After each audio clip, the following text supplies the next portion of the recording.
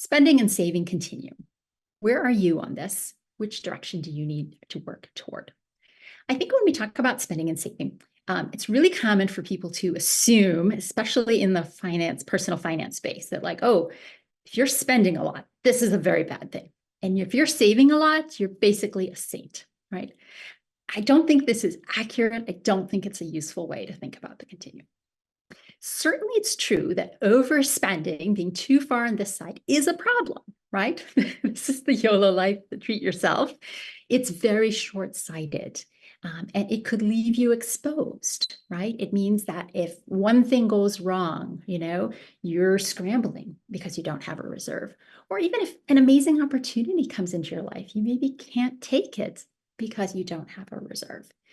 So this is a very precarious way to live. Not only that, but people often find when they're in this kind of blind spending mode, it's not even making you happy all the time. This might be the packages you order from Amazon, and by the time it arrives, you forget what you even ordered, or the clothes that sit in your closet that still have price tags on them, right? So this end is definitely a problem.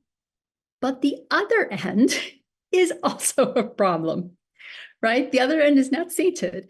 The other end is Ebenezer Scrooge and being a complete miser.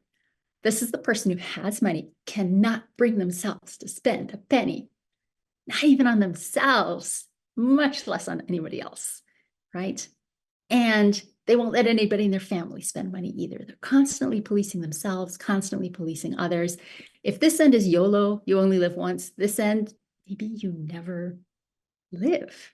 This is a tragedy. Honestly, if you could only be on one end, I would rather see you on this end than on this end.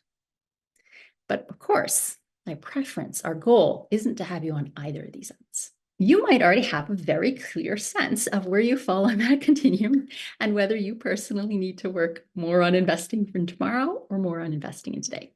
But if you're not sure which side you're on, or maybe if you're in a couple and you're not quite in agreement on which side you need to be leaning toward, here's just a few basic guidelines. So if you're currently carrying high interest credit card debt, if you're spending more than you're making as a working person, or if your success rate is under 70%, if you're a retired person, that's a red flag that says you need to spend less, right? You need to be cutting costs, paying down high interest debts.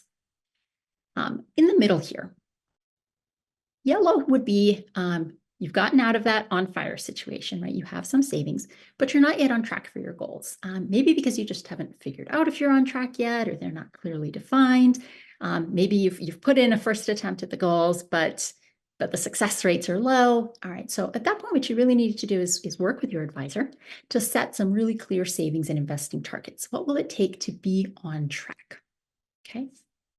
Now, special little warning here.